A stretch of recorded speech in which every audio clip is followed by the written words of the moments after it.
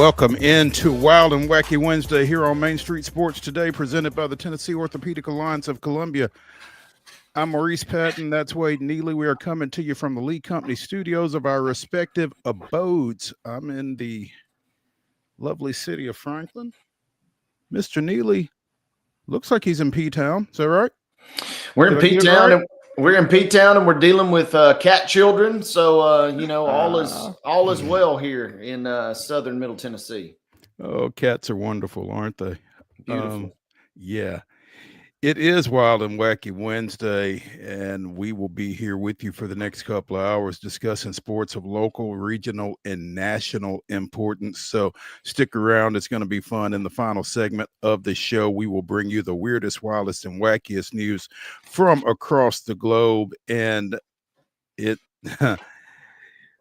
the degree of wackiness we're going to get into, especially wacky right off the bat once we get there. So stick around. It's going to be a lot of fun. In the second hour of the show, we will visit with friend of the show, Heather Williams of WCYB-TV out of Johnson City, talking a little NASCAR, talking a little East Tennessee State football. As John Bryce mentioned earlier in the week, they are in the midst of a coaching search up in Johnson City, and Heather will get us the latest on that. And, of course, we could never have Heather Williams on and not talk a little Kansas City Chiefs. So look forward to that. In the next segment, we'll be joined by Joe Sullivan, former Boston Globe sports editor,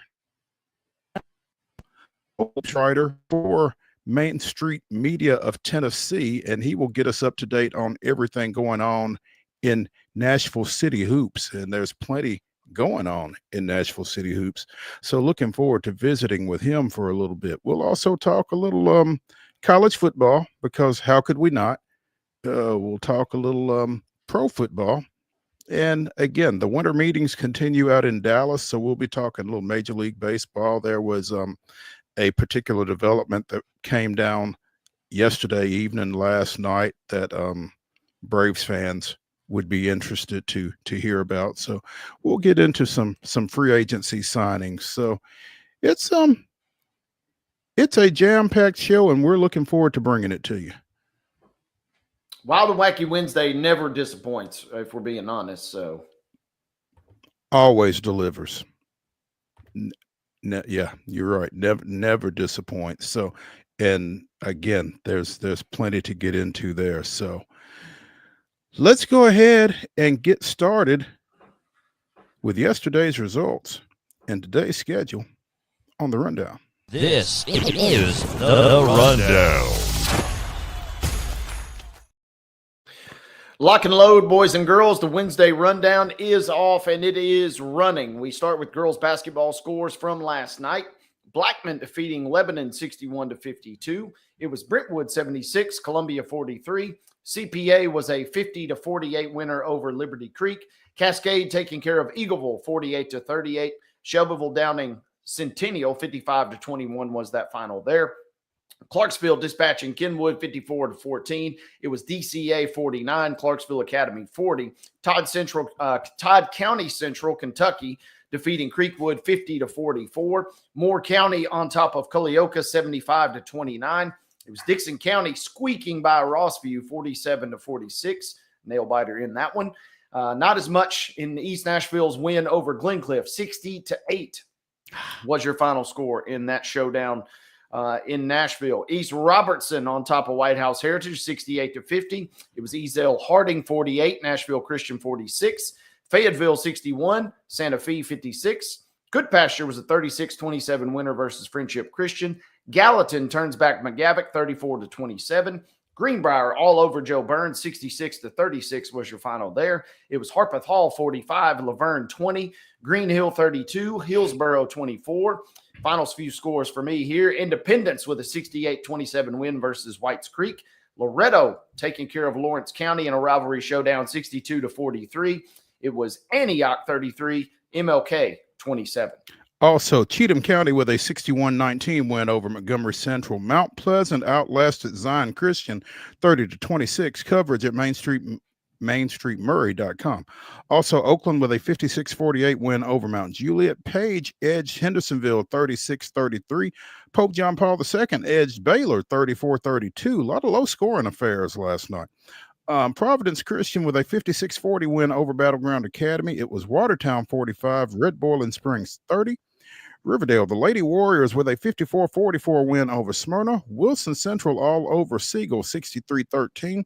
Summertown all over Spring Hill 57-15. Springfield defeated Henry County 49-42. Stewart County with a 41-32 win over Sycamore. Stewart Creek defeated Warren County 45-36. It was Rockvale 50, Tullahoma 41, Valor Collegiate 63, Knowledge Academies 11, Waverly with a 52-35 win over Houston County, Webb School of Bell Buckle 51, Middle Tennessee Christian 39, and Macon County with a 48-46 win over Westmoreland. Let's go to boys basketball action from last night. It was Blackman 42, Lebanon 28. Brentwood turning back Columbia 72-45. CPA wins over Liberty Creek 54-44. It was Eagleville 68, Cascade 56. Creekwood downing Todd County, Central Kentucky 51-30. Culleoka 63, Moore County 57. East Nashville on top of Glencliff 86-36. White House Heritage taking care of East Robertson 59-51. Ezel Harding, a big winner, 58-37 over Nashville Christian. It was Santa Fe walloping Fayetteville 71-32. Franklin downing Cane Ridge 65-44. Good Pasture with an 81-57 win versus Friendship Christian. Gallatin taking care of McGavock 79-27. Giles County squeaking by Lincoln County 68-64 was your final there on the road for GCHS. Greenbrier defeating Joe Burns 63-49. It was Hillsboro 44, Green Hill 29. Merrill Hyde taking care of Kip Nashville 55-50. Kirkwood was a 61-38 winner versus Clarksville Northwest. Loretto turning back Lawrence County 52-44. Davidson Academy hanging on for a real nail biter here, 72-34 versus nearby Mount Juliet Christian. Good win for Davidson Academy there. It was Mount Pleasant 70, Zion Christian 49. As Mo said, coverage at mainstreetmurray.com.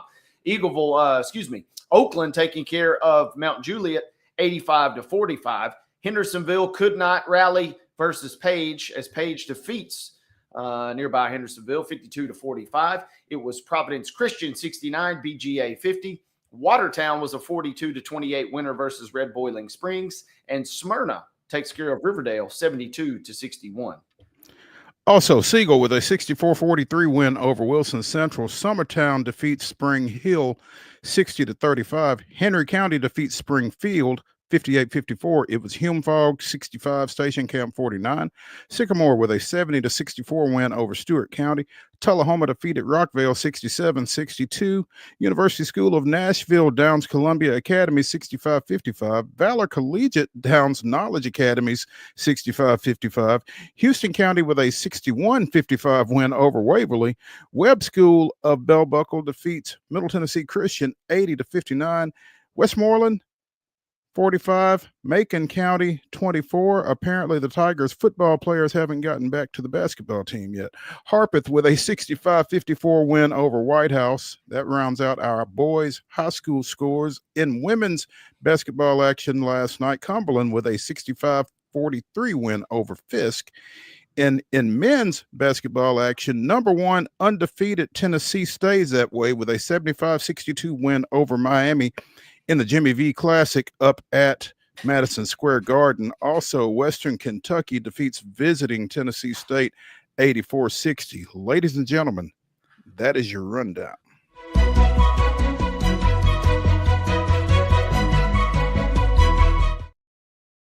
Your top story coming to you as always, thanks to the people at Piggly Wiggly in Neely's Mill in Columbia. Be sure and check out their delicious daily deli lunch items available from 11 a.m. until 6 p.m.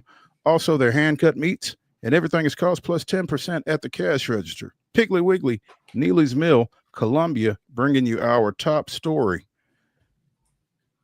Apparently, Kendrick Perkins of ESPN just launched it out there here in the last 24 to 48 hours that if LeBron at any point comes out and says that he wants to be traded or wants to entertain it, they're going to entertain it. They being the Los Angeles Lakers. Do the Lakers trade LeBron James? Does LeBron James want to be traded? Doesn't feel like it on the surface, but also, I mean, at some point you got to get tired of toiling in mediocrity, right? And if you can strong arm your way into a team that's already kind of got championship aspirations or serious championship aspirations, maybe. It just feels like LeBron is kind of too entrenched in LA. I mean, everything is right there at his disposal, right? Except for, well, the wins on the court. Everything else in his life, whether it's a personal life, Hollywood right there. His son is in the system. He seems to be in love with Dalton Connect. He handpicked J.J. Redick by all accounts. I mean, everything seems tailor-made for LeBron, and everything is perfect and peachy keen, except they're not winning games. Yeah, what are they, 13 and 11 right now? I believe that's the number. But, yeah, I just think it would be – I mean, if you're concerned with optics, I think the optics would look awful. Like you said, pretty much engineered the firing of Darvin Ham and the hiring of J.J. Redick, obviously engineered the selection of Bronny James in the second round of the draft, and we see how well that's working out. He's got everything he has wanted in L.A., except, like you said, the wins. And so – except for the bubble title, depending on your evaluation of that, I suppose. Yeah. But of late, everything except the wins. Now, apparently the Warriors were involved in a possible, potential, maybe trade for LeBron more than a year ago. And I guess after playing on Team USA with Steph Curry and with Steve Kerr, maybe that catches a little wind as well. I don't know, but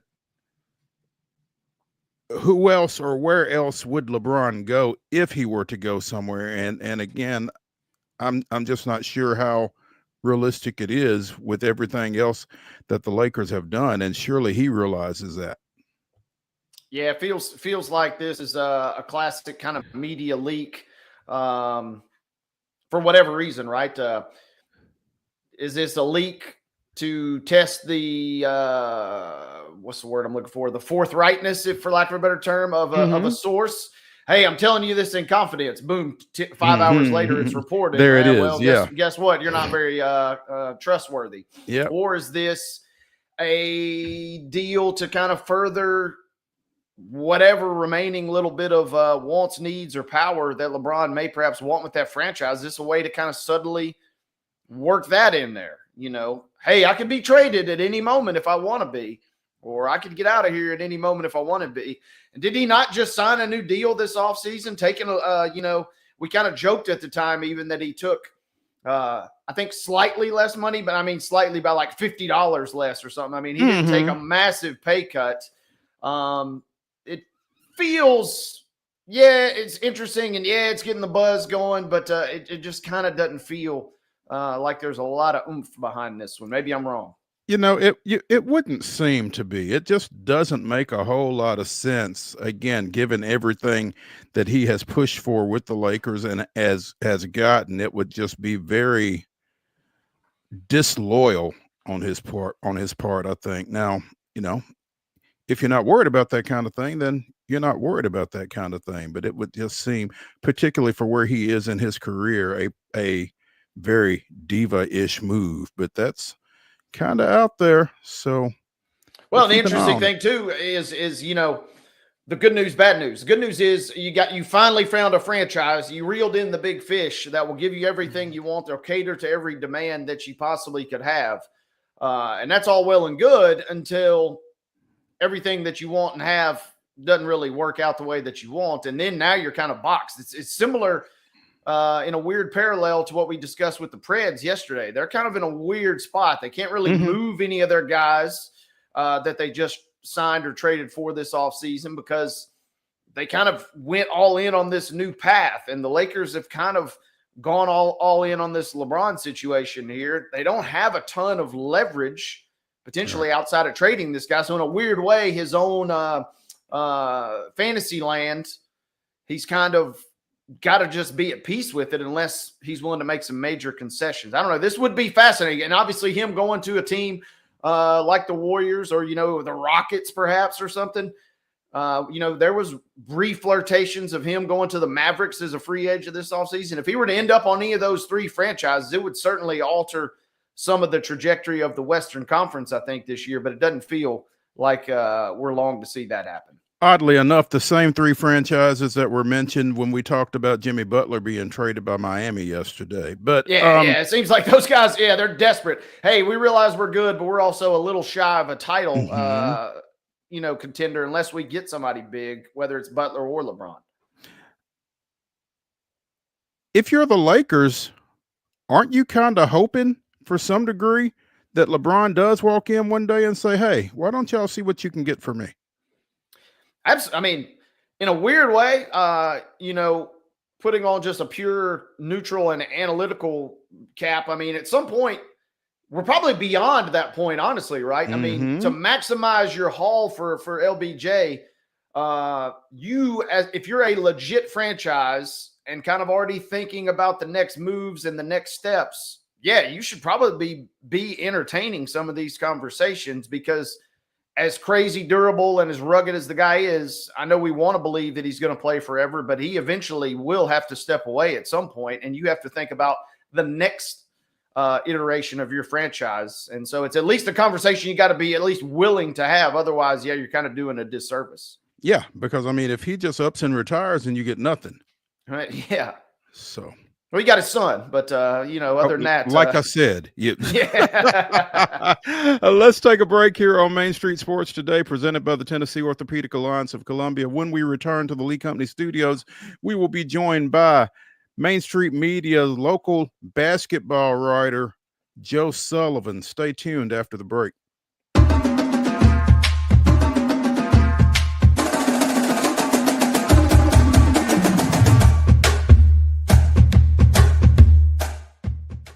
Whether you're an athlete or a weekend warrior, when it comes to your performance, don't settle for anything less than excellence.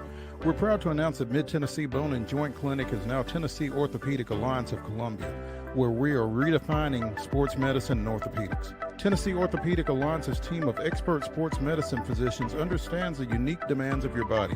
TOA Columbia specializes in personalized orthopedic care, offering state-of-the-art treatments for everything from sports injuries to joint replacements.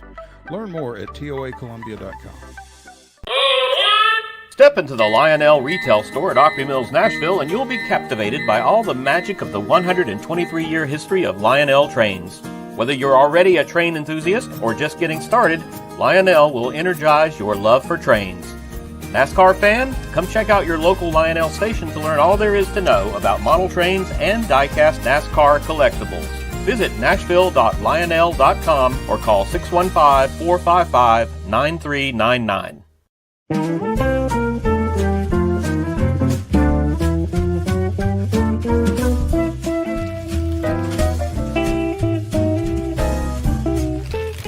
Well, we went all out for you this year, didn't we, little girl? Yep, we got you what you wanted with all the bells and whistles. A brand new car? Let's go check it out. Come on. We're here. Oh my gosh, we're going to the garage. I got a car. Yep, let's get in here. Let me show you what's going on. Hey, Mr. and Mrs. Duggar, got your 18 SEER heat pump with your ultraviolet home treatment system. I cannot believe it. Thank you. Yes! Give the gift of clean air this year. Merry Christmas from the Busy Bee family.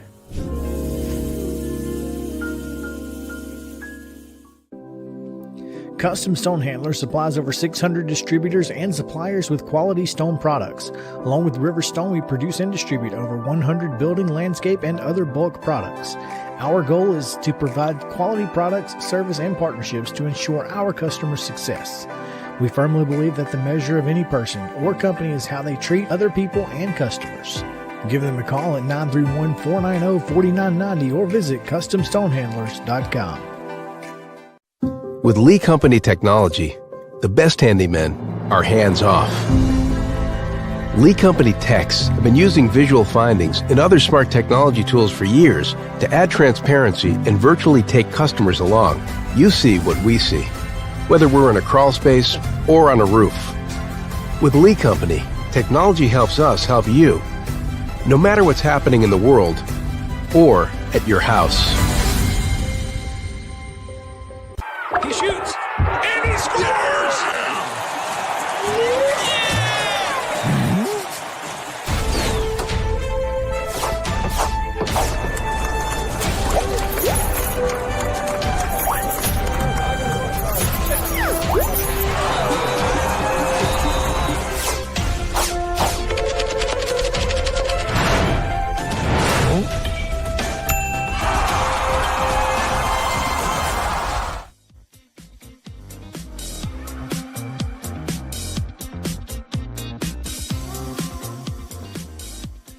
While the Wacky Wednesday continues here on Main Street Sports Today, presented by the Tennessee Orthopedic Alliance of Columbia.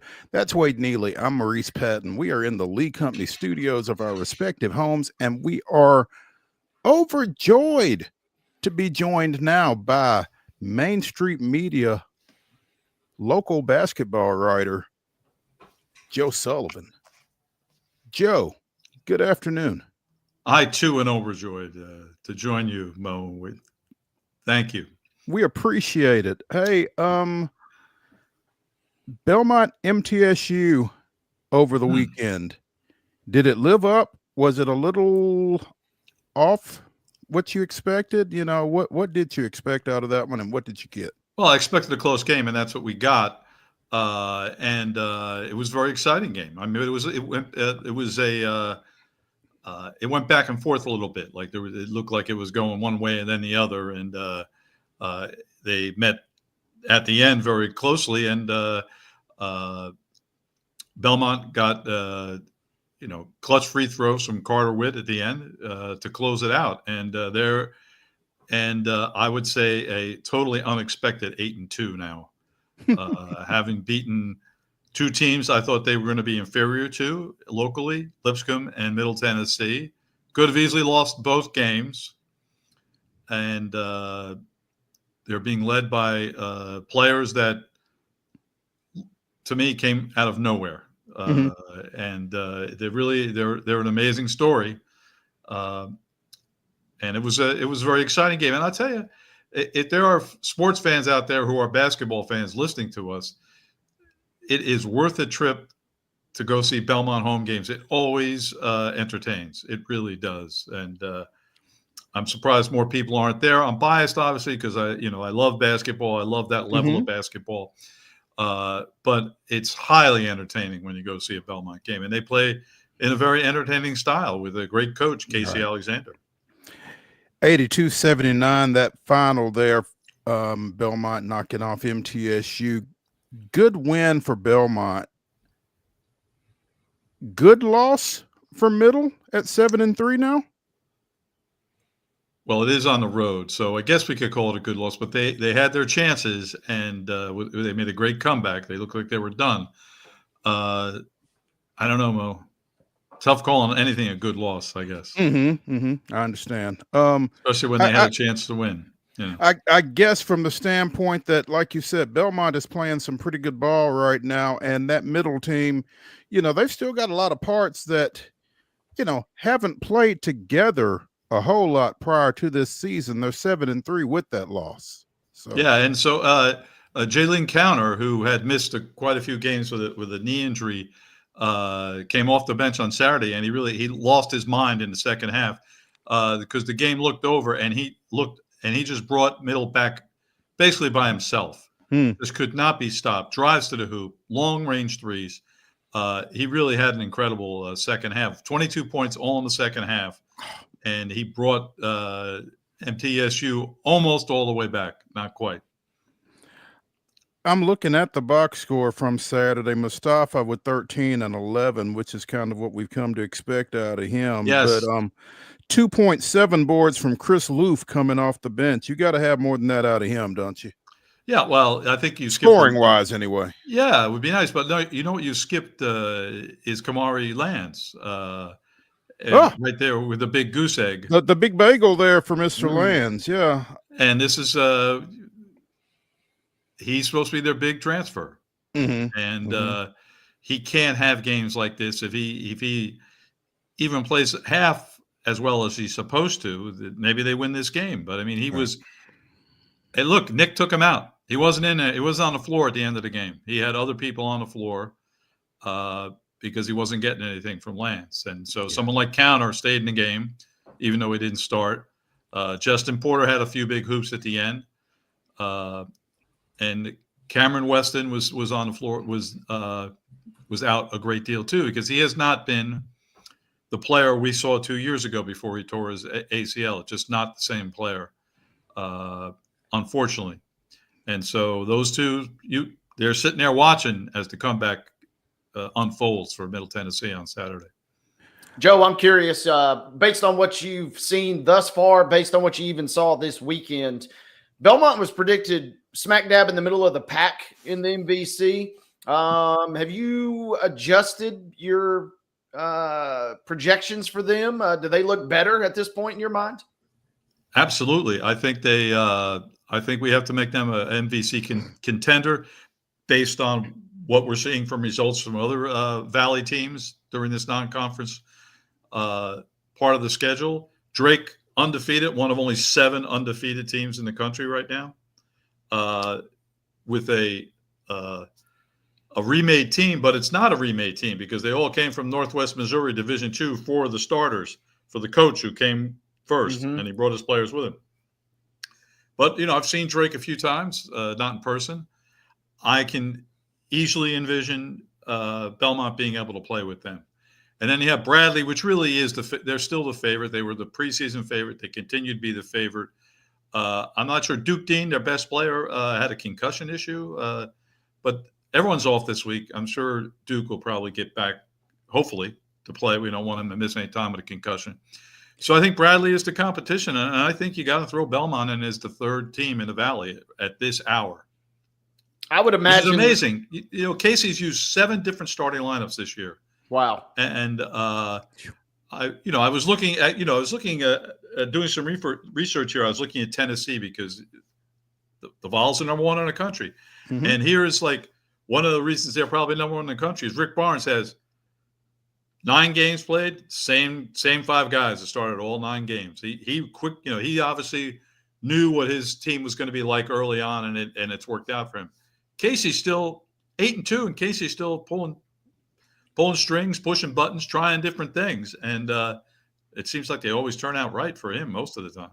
Yeah, playing with house money in that sense. Everything's coming up roses, I guess. But I'm also, if you're an MVC executive or member of their staff, seems like you got to be thrilled with this too. I mean, you almost kind of, maybe we take it for granted that we just assume Belmont's going to be pretty good every year. Right. But a team that's predicted to finish 6th and the team that's predicted to finish 5th, Drake is now undefeated, as you mentioned, and then Belmont's right there. That league, we knew it was going to be, it always is very competitive, but it seems like it's going to be a real fun race in terms of mid-major basketball this year. I agree with you. And I was so we're going to find out about Belmont in the league probably fairly quickly. So but let's talk about, and this relates to what you asked me, because they got coming up. So Belmont goes to Richmond on Saturday. Richmond is not the same team they were last year. They won the Atlantic 10 regular season last year. Definitely a winnable game, but it's a road game. And then they're home against Cal Irvine on February 16th. I'm sorry, a Thursday, whatever the Thursday is. I said February. It's December. Obviously. Yeah. December. Easy. So getting ahead of myself. So Irvine is also one of the 7 undefeated teams in the country. And they're coming to Nashville. They are rated very highly in the analytical rankings, like KenPom. They're in the top 30. So it's going to be an acid test for Belmont, but it's home. Then the MVC season starts, and where do they go?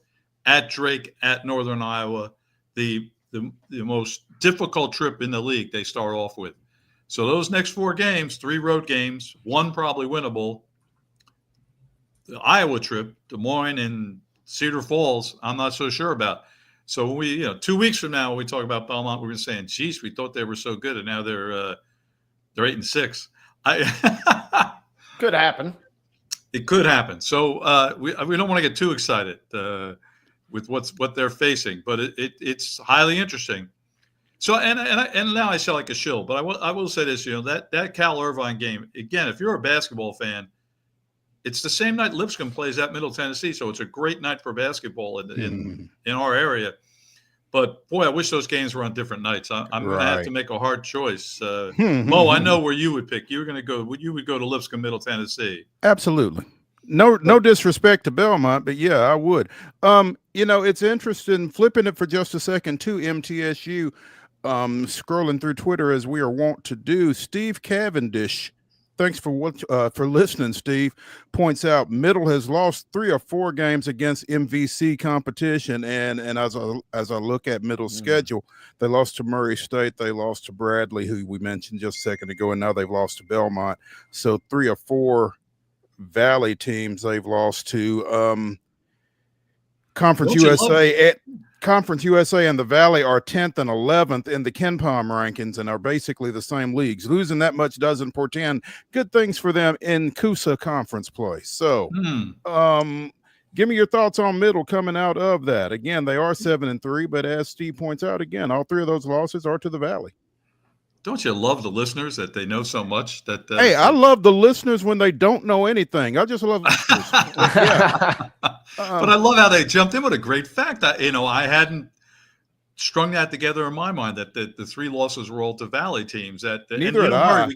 It's tough for me to equate Murray with the Missouri Valley Conference, though, too. So, and we shouldn't forget Murray as a contender in the Valley, because certainly the team I saw that beat Middle Tennessee, if they played to that level, would be a contender in the Valley. They played sensationally that afternoon down at the Glass House, and I think that Middle has met at least 2 of those teams playing at a high level in the games they played. Murray probably played one of their best games of the year, and then it was the other loss was Bradley, right? And Bradley, I think, is an outstanding team. So I don't think those. Yeah, I think those losses.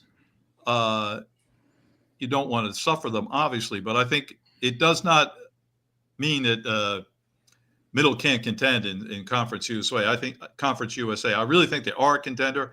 I like their team. And they're still, one of the things they want to go, Oglesby, who's been sitting out the transfer from Stetson, gives them another outside threat. He's a 3-point shooter. They really could use him back. Yeah. And they need Kamari Lands to play up to his reputation. Middle got a little bit of a break. They play again on Monday against Cal Baptist, and then, like you said, they've got that game against Lipscomb on the 19th. So before they go on December 23rd to top-ranked Tennessee, we're going to Nick to play that game. It's great that Nick's playing that game. It is great that Nick's playing that game. It'll kind of get. I mean, it's on the SEC network. It's great exposure for him. They're certainly going to have to play out of their mind and hope that UT doesn't. But we'll talk a little bit more about that one between now and then. You mentioned Lipscomb again. They play Middle here in a bit. What's Coach Acuff got going on? So they're very quiet. This is exam week. They're not playing this week, and they don't play again until I think Monday night. They play. Mo, this is where I turn to you. Truett McConnell. McConnell. I don't know this. I don't know this school. They're out of Georgia. They were a junior college. I did not realize they were. We're NAI for a little bit. Yeah. So, and they may still be. I'm not sure, but yeah, they are out of Georgia, Joe. And this is. I don't think it's east-west, but it's kind of along those lines, probably. Yeah, so they're going to win easily there, and then they do have the middle game, which is going to be a toss-up, I think, playing down at the Murphy Center, and then they play Asbury, which to me is Bruce Springsteen's alma mater, Asbury Park, and so it's another easy win. So. If they get past middle, they're going to be heading into the A-Sun on a nice winning streak, Wait, they But are still in AIA. Truett McConnell is, for what it's So I got to worth. say this one thing about Lipscomb, even though they're playing better, they're 6-4 now, and but that Belmont game that they lost, where they were up 11 with 3.5 minutes to go, they never should have lost the game. They needed one more basket to win the game. The after effects of that loss almost hangs on with that team. They haven't been as good a team as they were during that first 30 minutes against Belmont. It seems like that last 11 against last 3.5 minutes against the Belmont lost that game, and they lost their mojo a little bit. Hopefully they'll find it, but they have not come back to that level yet, in my opinion. TSU with a tough loss up at Western last night. And you have said that you were concerned about the Tigers and Penny, and I guess those concerns continue. They sure do. And I really, look, they're 3 wins. They're 3-7. Their 3 wins are against Fisk, as previously mentioned, East-West out of Chicago, the OVC punching bag, and basically a team with walk-ons, East-West, and then Alabama A&M. Right. They haven't beaten anybody. They haven't shown they're able to beat anybody that's challenging. So it's if I was a TSU fan, I just wouldn't be optimistic. I couldn't be optimistic about the rest of the season. Their next game Saturday against Johnson University out of Knoxville. That's another punching bag win for them. And then it looks like they start Ohio Valley Conference play a week from tomorrow at Southern Indiana, the Screaming Eagles. So they're going to find out pretty quick. They go to Southern Indiana, they go to Moorhead, and then they've got after coming out of the break, they've got Southeast Missouri State coming to the Gentry Center on January 2nd. So it doesn't get any easier for TSU. No, and I think, I'd be surprised if we're not talking very sadly and pessimistically about them as the season continues. That's all. I really can't look at it realistically. Hey, one thing I realize, I'm looking at my notes here, Mo. I need to make a correction from last week. That we were talking about SEC play, how many games each team plays, and I said it was 20. It's actually 18. Okay. And so when we were talking about Vanderbilt possibly going 10-10, it would be 9-9. Okay. If they were to finish 500 in the league. Speaking of Vandy, though, obviously big win down at Dickies Arena this weekend versus TCU. Just terrific, and I thought it was a great win at Virginia Tech. We talked about them going on the road. Could they come back with 2 W's? And they did. 9-1 now, and their next 3 games are 3 bye games at home. It would be. I know I have it written down here, and I better get it. So it is Citadel, Austin tonight. P. No, Citadel, not tonight. Austin P. Next week. Citadel, Austin P. and New Orleans.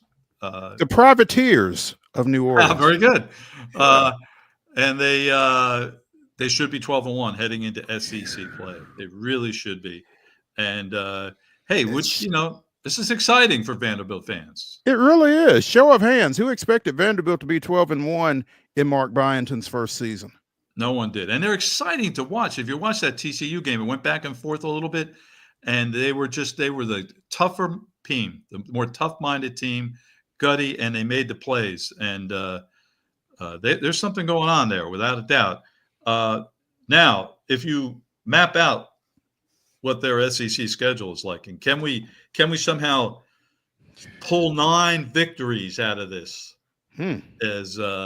So if I'm going to pick up my notes so I don't forget anything. But all right. So here are the 9 home games.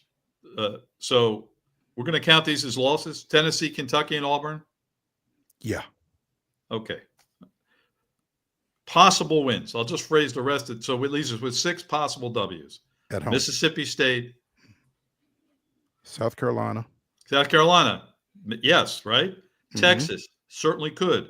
Missouri certainly could. Arkansas certainly could. And Mississippi, maybe. Probably toss up there. So on the positive side, 1, 2, 3, 4, 5 is the most you could get out of there. And that would be really being optimistic, right? And with Missouri having beaten Kansas here not too long ago, that one makes you kind of take a double take too. So 5 is the most I think we could hope for out of there. And now you go on the road.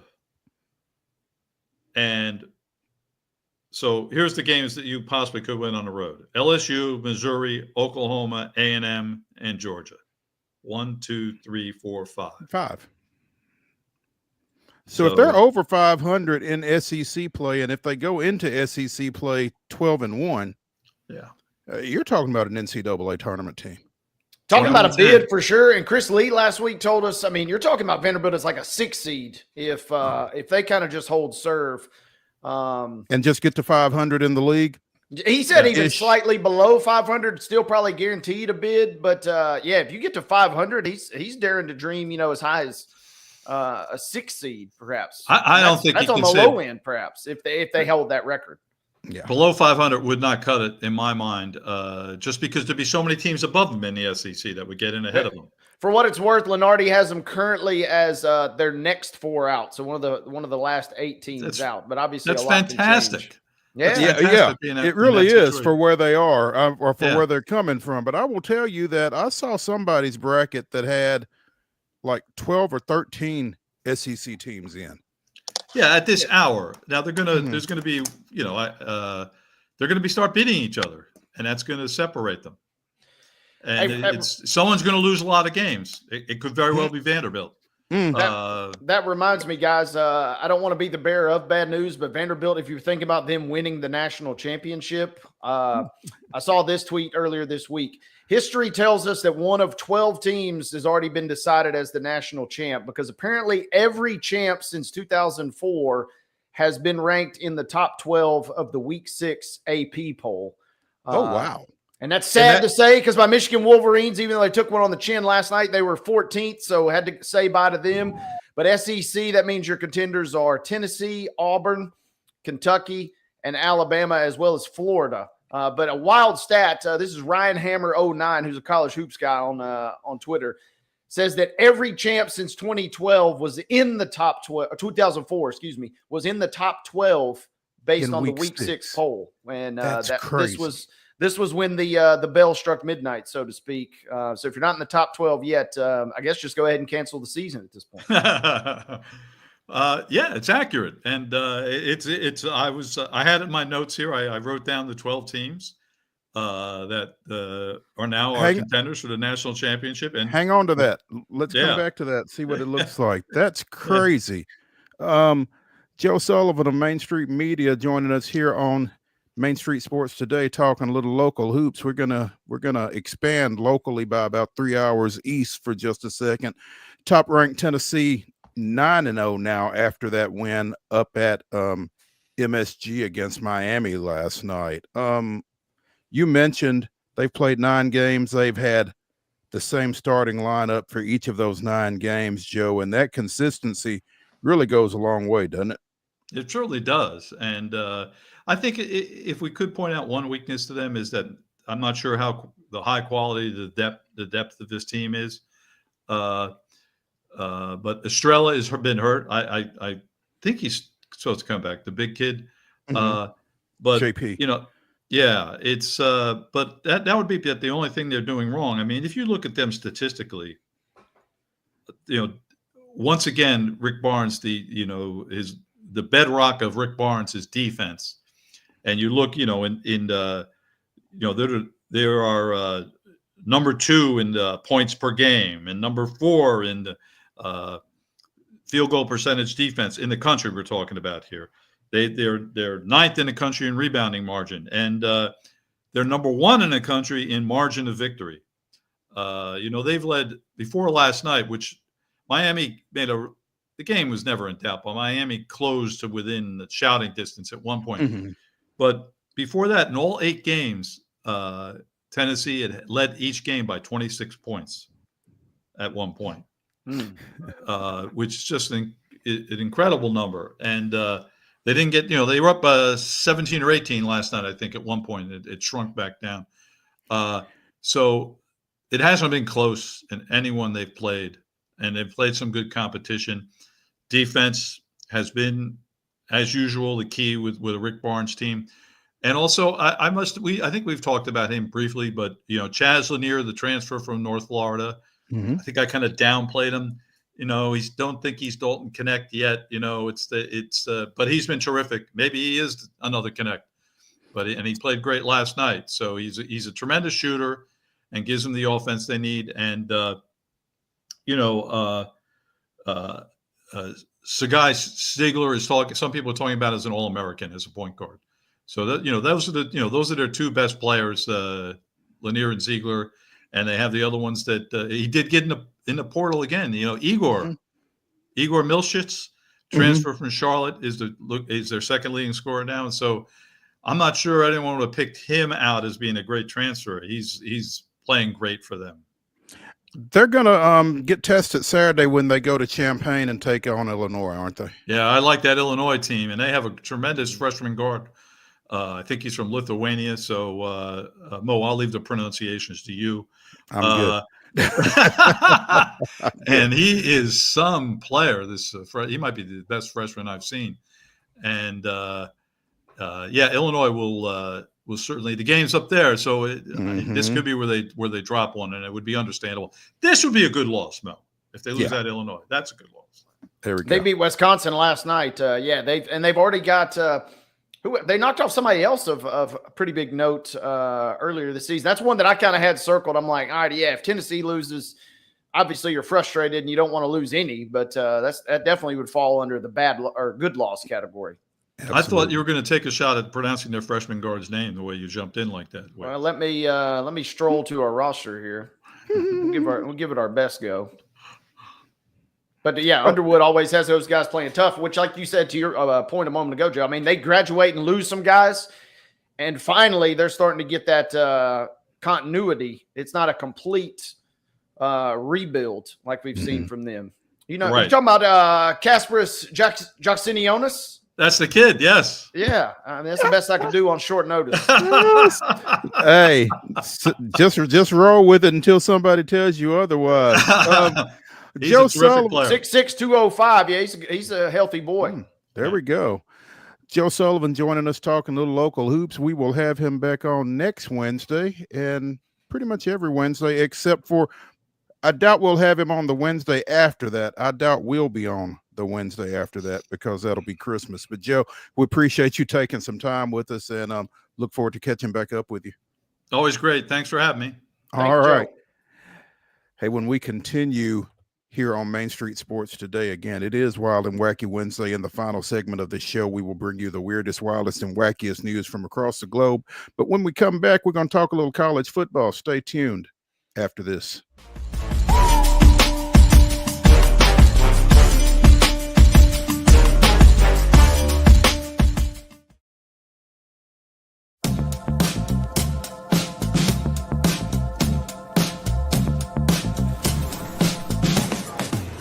You wanna be a bad man? Yes, you do. Do you wanna taste sweet salvation underneath the summer moon? Do you need another hand now? Yes, you do. Go see Miss Josie down on Columbus Avenue. All right, Columbus Avenue. At Delta Dental of Tennessee, we know our success begins and ends with providing superior quality service, and that includes serving those who need it most. This year, we're celebrating 25 years of giving back to the community we call home. Delta Dental, along with our Smile 180 Foundation, supports Tennessee's dental colleges and oral health education, children's hospitals, free and reduced cost dental clinics, and other like-minded charities. Here's to the next 25 plus years of ensuring healthy smiles. So Busy Bee is a very close-knit family. We fight just like every family does. We have arguments, but we always come out with a solution to the problems. We don't just fight about what we want, we fight about what customers need. We want to make sure that every customer we go to is more than satisfied. And that doesn't just start whenever we show up at their door, that starts when we show up every day at work. We want to make sure that we are serving our customers to the best of our ability.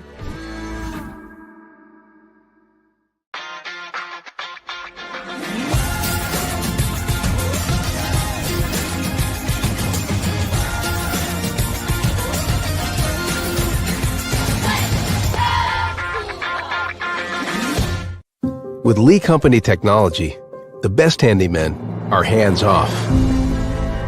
Lee Company techs have been using visual findings and other smart technology tools for years to add transparency and virtually take customers along. You see what we see, whether we're in a crawl space or on a roof. With Lee Company, technology helps us help you, no matter what's happening in the world or at your house. Whether you're an athlete or a weekend warrior, when it comes to your performance, don't settle for anything less than excellence. We're proud to announce that Mid-Tennessee Bone and Joint Clinic is now Tennessee Orthopedic Alliance of Columbia, where we are redefining sports medicine and orthopedics. Tennessee Orthopedic Alliance's team of expert sports medicine physicians understands the unique demands of your body. TOA Columbia specializes in personalized orthopedic care, offering state-of-the-art treatments for everything from sports injuries to joint replacements. Learn more at toacolumbia.com.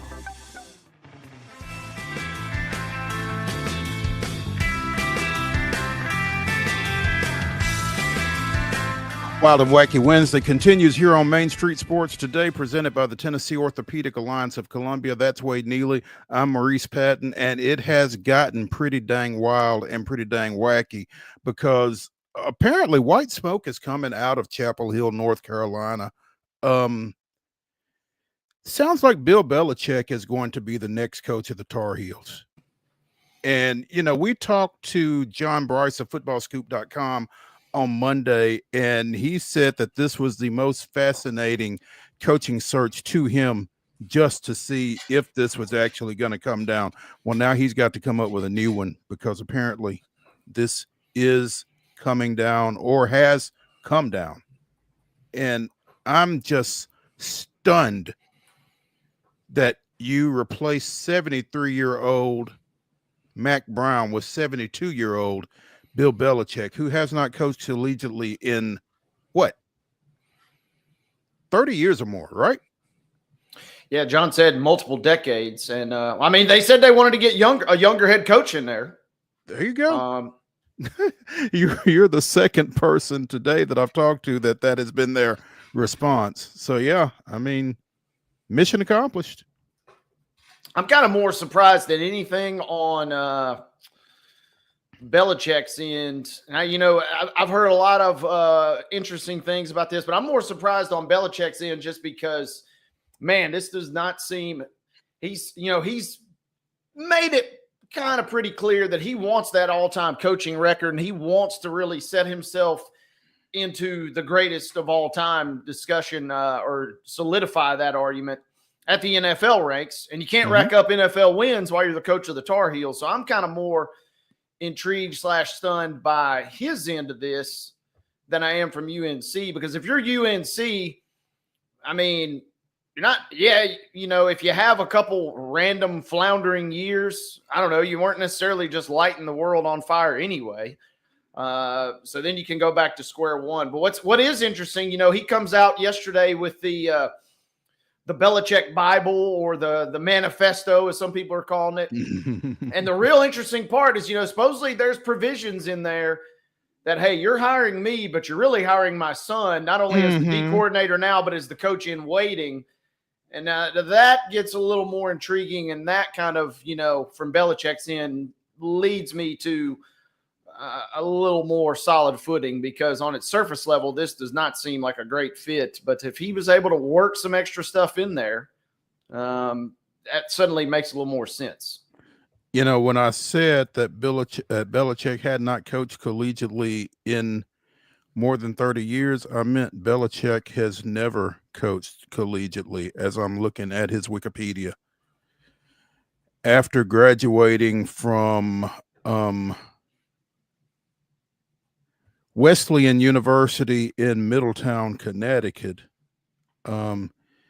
he embarked on a professional coaching career. He was an assistant to Ted Marchibroda at Baltimore in 1975, moved on to the Detroit Lions, and the Denver Broncos before joining Ray Perkins with the New York Giants, and he has never coached at the collegiate level. Definitely not in any official capacity. You know, he's probably been around some college campuses and, you know, surely. obviously got some affiliation, but yeah, this is kind of a wild I mean, I guess if there's somebody you're going to take a chance on, he'd be it. But, you know, why at the age of 72 do you want to do this when you're seeing guys like Nick Saban and some of your contemporaries getting out of coaching at the collegiate level because of NIL and the transfer portal and everything you got to deal with? And you're saying, you know, I've never done this before, but I think I want to take a shot at it. Like I said, the fact potentially, you know, if there's number one, he's probably getting a boatload of cash. Number two, almost undoubtedly, you're looking at, you know, like a LeBron situation where you get to call every single shot. And if you've got the ear, whoever it is, as John laid out for us the other day, whoever he's got the ear of on campus, you know, he's the king basically. And he's already got them in his back pocket. So, I mean, a chance to literally do things exactly the way you want to do. If the NFL was, you know, he obviously had meetings with the Falcons last year. They didn't work out and presumably was going to get back in at the NFL. And if you're not going to get back in the NFL, the only other real way to majorly solidify that you are the GOAT is, hey, you know what? At 72, I'm going to go do it at the college level and I'm still going to win. That would be kind of wild. You know, we saw Harbaugh have some great success this last little run with the 49ers and then straight into Michigan. This would be very, very similar. I don't think that UNC is ready to win a national championship by any means under this guy, but if he can get them even to like an ACC championship game or a college football playoff berth, it would be pretty epic. It would be terribly epic. When you look at that league and you look at, you know, Clemson, SMU, Miami were your teams this past year. Georgia Tech played well in spots. I don't know. I don't know where North Carolina fits in the pecking order in the Atlantic Coast Conference right now, and I don't know where they will fit in with Bill Belichick at the top. But you know, it'll definitely be worth watching, I guess. So, and I would imagine that is the thought process for the powers that be at Carolina too. I mean, instead of just being just another program, we're a program with Bill Belichick as our coach. So. Yep. And, you know, a chance to maybe he's the coach, but maybe he's more of that general manager type role, or he gets to put somebody in charge that he wants in that general manager role. And I don't know. It's going to be wild. You know, when he puts out that manifesto, basically outlining his plan, which I love that, by the way. It was called a Belichick Organizational Bible, 400 pages. But when Connor Stallions puts one out, it's called a manifesto. So I'm just saying there's a little optics issue that's going on there. So #perception. Yeah, so it's a little myth there. But with all that being said, presumably he's not stepping into this without every single ounce of control. Like I said, whoever he spoke to make this deal work, they are in his back pocket, whether they realize it or not, it feels like. I hope they realize it. So, you know, and obviously they've had some obviously some great quarterback success with Trubisky and May the last couple of seasons. So maybe that's something that he's been fascinated by with too. Hey, a chance to continue kind of a pretty decent little quarterback lineage, even though it hadn't translated to a ton of team success thus far. Yeah. Well, it all starts with the quarterback in that sport. So we'll see how that goes. We had a bunch of other college football lined up to talk about. Fortunately, most of it will hold. So we will get to that. But that is our number one of Wild and Wacky Wednesday here on Main Street Sports Today, presented by the Tennessee Orthopedic Alliance of Columbia. When we return to the Lee Company Studios for hour number 2, it'll be the grab bag. And I will tell you that it's going to be baseball dominant. So stay tuned when we come back.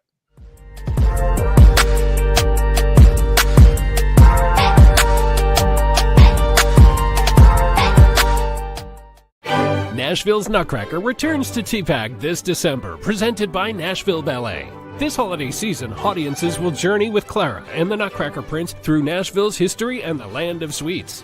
Tickets at NashvilleBallet.com. Hi, I'm Dr. Vilay Saisuka, CEO and founder of Premier Foot and Ankle Centers of Tennessee here in Murfreesboro. We offer foot and ankle care from ingrown toenails to diabetic foot wounds. We also fix ankle fractures and things like that. Call us today to schedule an appointment. We look forward to seeing you. Because here at Premier Foot and Ankle, we believe that the journey begins with happy feet. Whether you're an athlete or a weekend warrior, when it comes to your performance, don't settle for anything less than excellence. We're proud to announce that Mid-Tennessee Bone and Joint Clinic is now Tennessee Orthopedic Alliance of Columbia, where we are redefining sports medicine and orthopedics. Tennessee Orthopedic Alliance's team of expert sports medicine physicians understands the unique demands of your body. TOA Columbia specializes in personalized orthopedic care, offering state-of-the-art treatments for everything from sports injuries to joint replacements. Learn more at toacolumbia.com.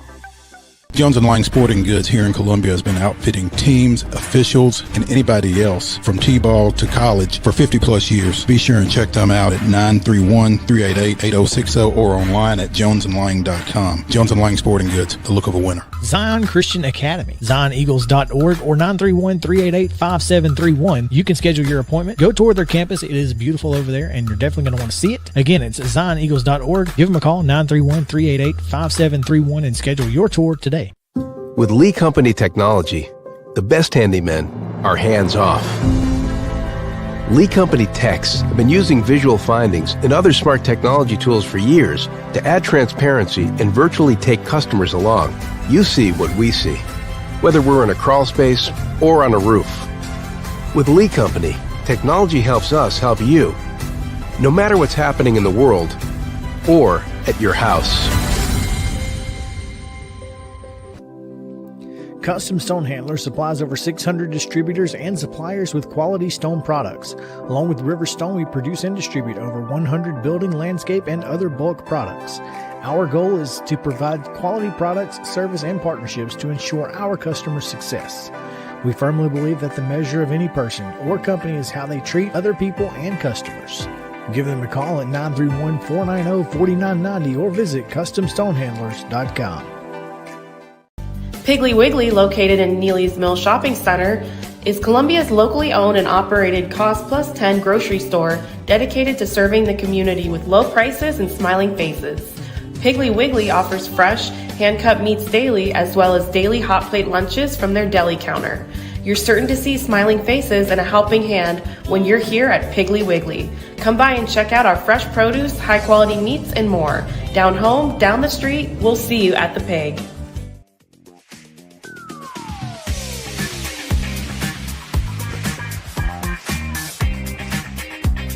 As the winter meetings continue in Dallas, pitching seems to be stepping to the fore, and we'll talk a little bit about that here as we get into the grab bag on Main Street Sports Today, presented by the Tennessee Orthopedic Alliance of Columbia. There were a couple of free agency signings, but the Red Sox have kind of jumped to the front of the line. Apparently, they have traded for former UT standout Garrett Crochet,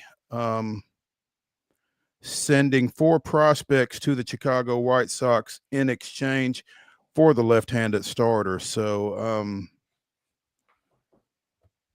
after falling short in their chases of Juan Soto, Max Fried, and Nathan Eovaldi, they decided to trade for the 25-year-old Crochet. 209 strikeouts this past season, 33 walks over 146 innings. So they went out and got their number one, apparently, after, again, coming up short in their chase of both Fried and Nathan Eovaldi.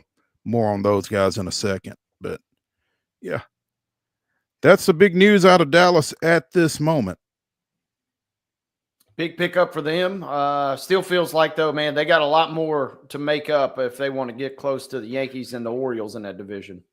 And the Orioles, imagine that. Imagine 2 years ago that being the phrase that we would utter. But yeah, Baltimore. And the thing about Baltimore is kudos to them because they've really done it through their system. Not been a whole lot of big free agent signings for them or anything like that. They have just developed, and it's, as an old school guy, it's kind of nice to see a team be able to develop its own talent and get them to the level that Baltimore has here over the past few years. We've seen Norfolk come through Nashville the last 2 or 3 years, and those teams have really been loaded. So getting those guys to the major league level and getting them to perform at the major league level, obviously, again, hats off to Baltimore. But yeah, Boston's really got their work cut out for them trying to close the gap all of a sudden on both Baltimore and the Yankees. The Yankees losing Juan Soto, but gaining former Atlanta Braves lefty Max Fried.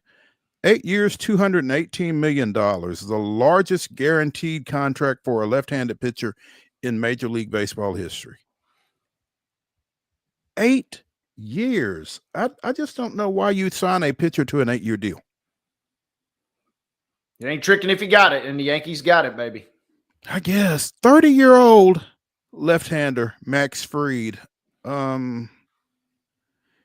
He declined a 1-year, $21.05 million qualifying offer from the Braves last month.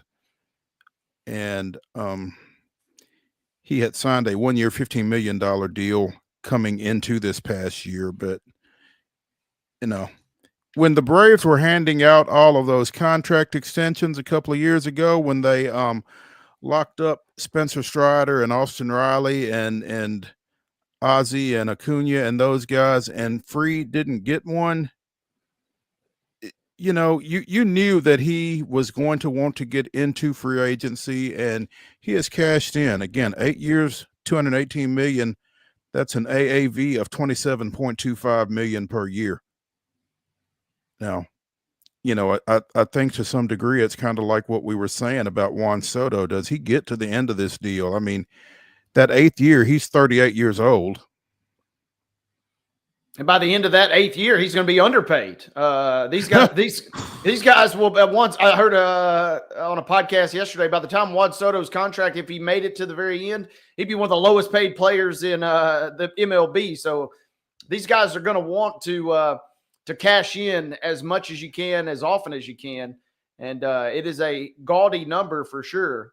But the Yankees were certainly willing to let loose of a couple pennies on their end. Well, they were willing to let loose of a couple of pennies, and they're going to have to be willing to let loose of at least an arm and probably 2. They've got 6 starting pitchers under contract. Garrett Cole, Carlos Rodon, AL Rookie of the Year Luis Hill, Clark Schmidt, Nestor Cortez Jr., and Marcus Stroman.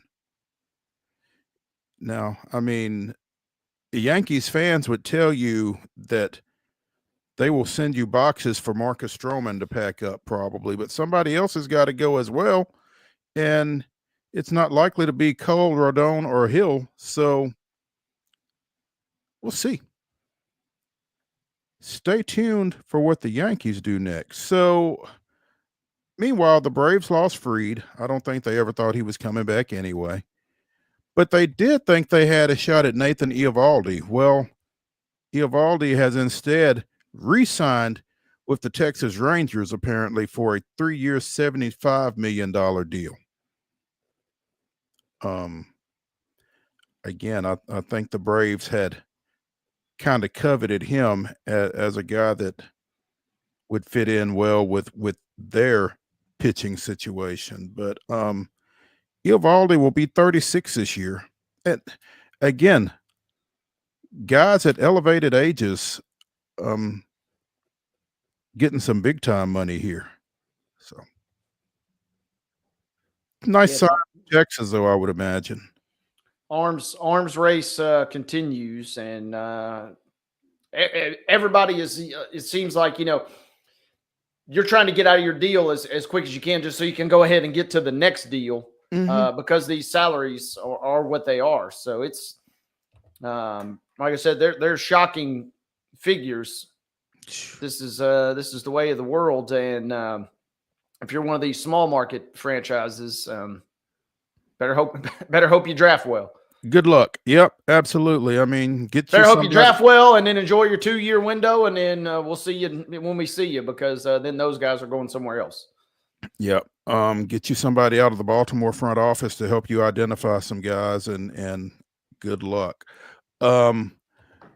We spoke earlier in the week about the draft lottery that took place yesterday. Well, the Nationals will have the number 1 pick in the 2025 draft coming out of Tuesday's lottery.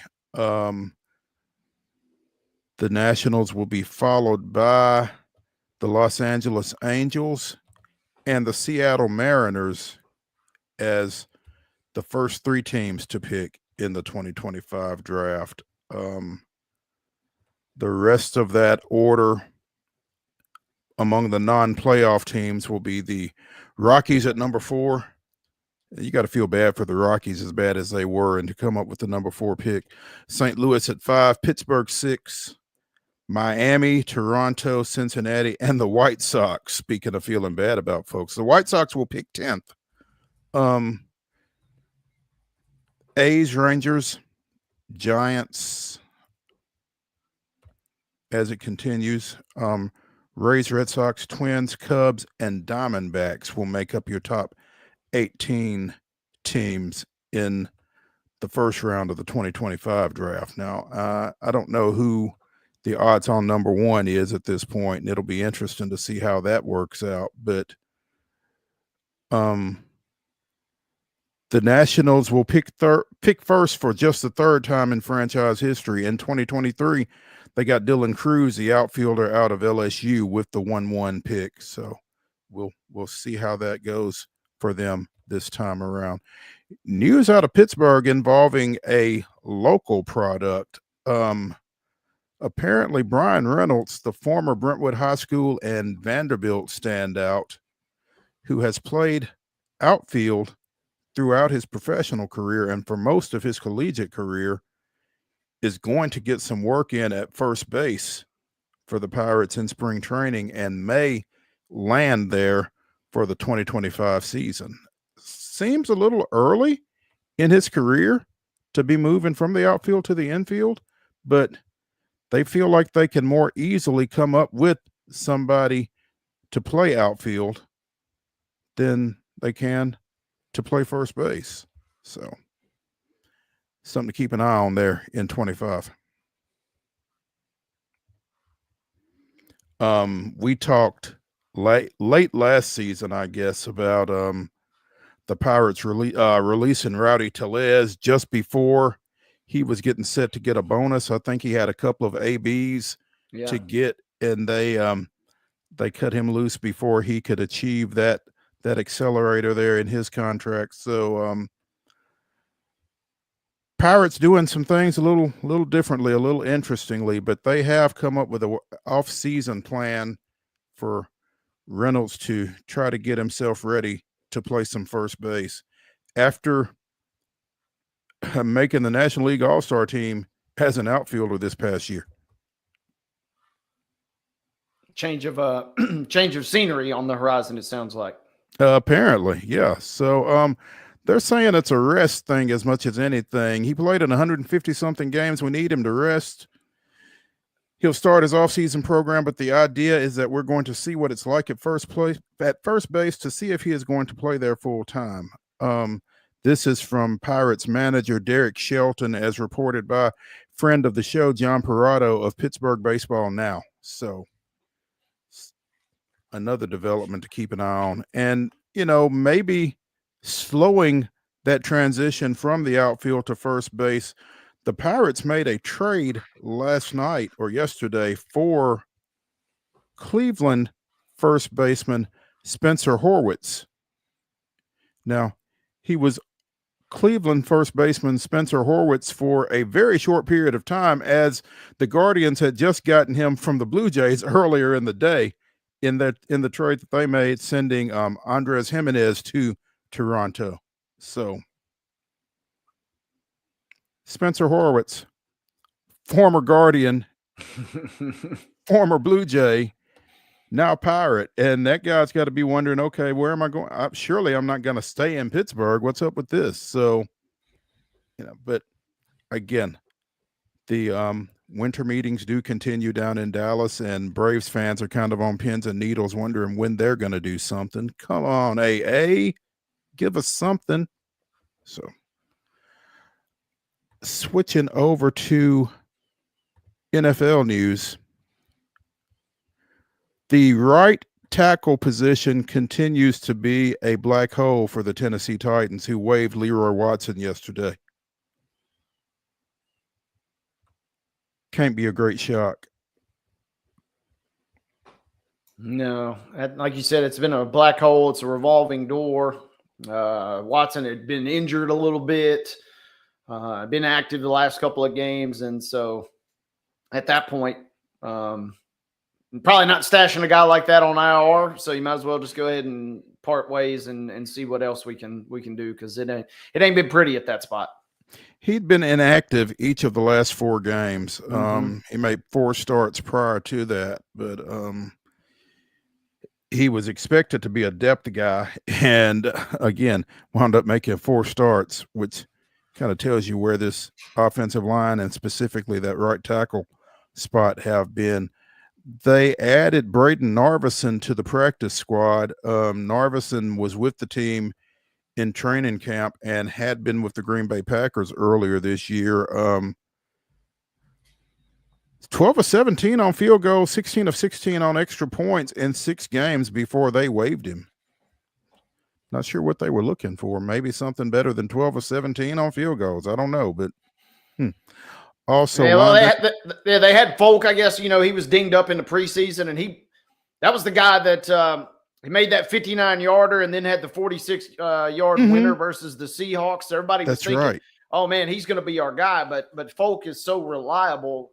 Folk does not have the max range of even this guy, it feels like, but man, he is as solid as it gets from pretty close distance. So a chance, maybe, I don't necessarily know the entire thought process. But yeah, the guy that he gives you a little more max range. You probably do sacrifice a little bit on accuracy, it seems like, though.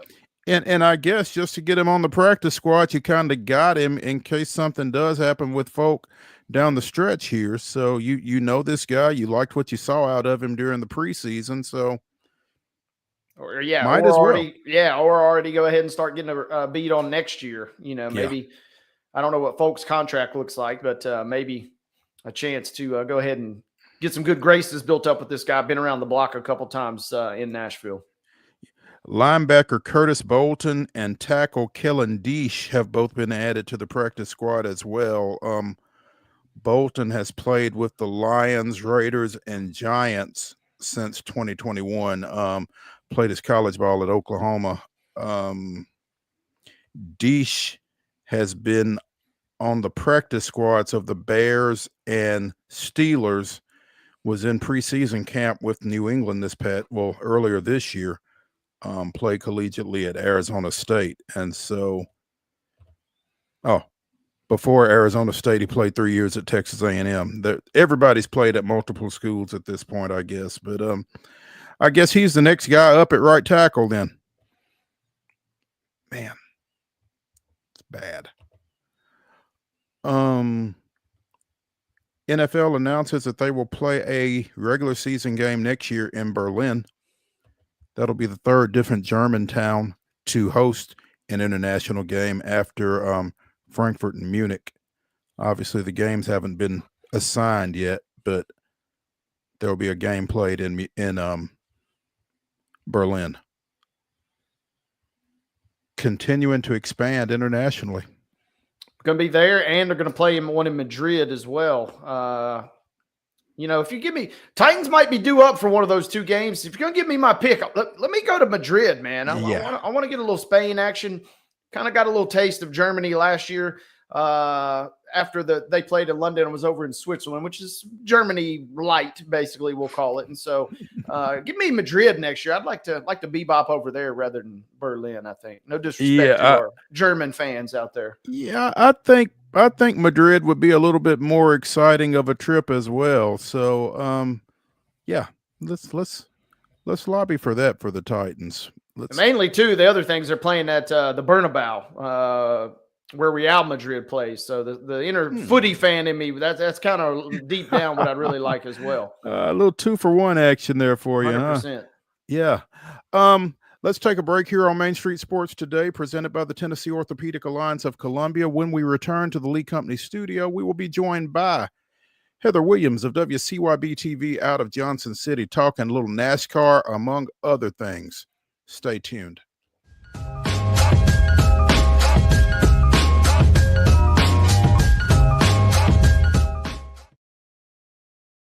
Hi, I'm Riley, a certified physician associate here at Premier Foot and Ankle Centers of Tennessee.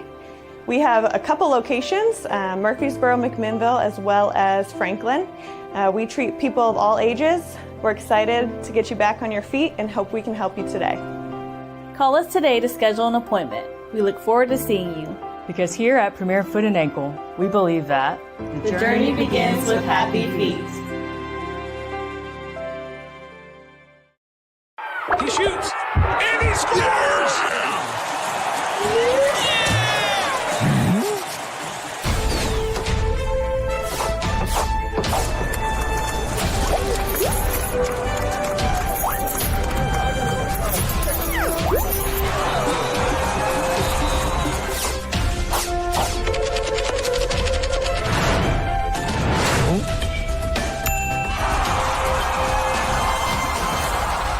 Whether you're an athlete or a weekend warrior, when it comes to your performance, don't settle for anything less than excellence. We're proud to announce that Mid-Tennessee Bone and Joint Clinic is now Tennessee Orthopedic Alliance of Columbia, where we are redefining sports medicine and orthopedics. Tennessee Orthopedic Alliance's team of expert sports medicine physicians understands the unique demands of your body. TOA Columbia specializes in personalized orthopedic care, offering state-of-the-art treatments for everything from sports injuries to joint replacements. Learn more at toacolumbia.com. With Lee Company technology, the best handymen are hands-off. Lee Company techs have been using visual findings and other smart technology tools for years to add transparency and virtually take customers along. You see what we see, whether we're in a crawl space or on a roof. With Lee Company, technology helps us help you, no matter what's happening in the world or at your house.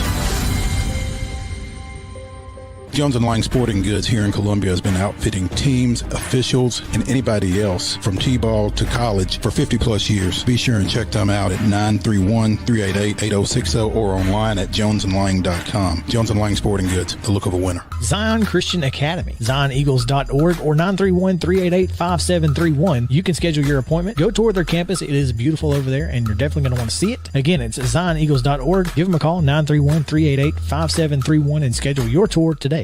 Piggly Wiggly, located in Neely's Mill Shopping Center, is Columbia's locally owned and operated Cost Plus 10 grocery store dedicated to serving the community with low prices and smiling faces. Piggly Wiggly offers fresh, hand-cut meats daily, as well as daily hot plate lunches from their deli counter. You're certain to see smiling faces and a helping hand when you're here at Piggly Wiggly. Come by and check out our fresh produce, high-quality meats, and more. Down home, down the street, we'll see you at the Pig.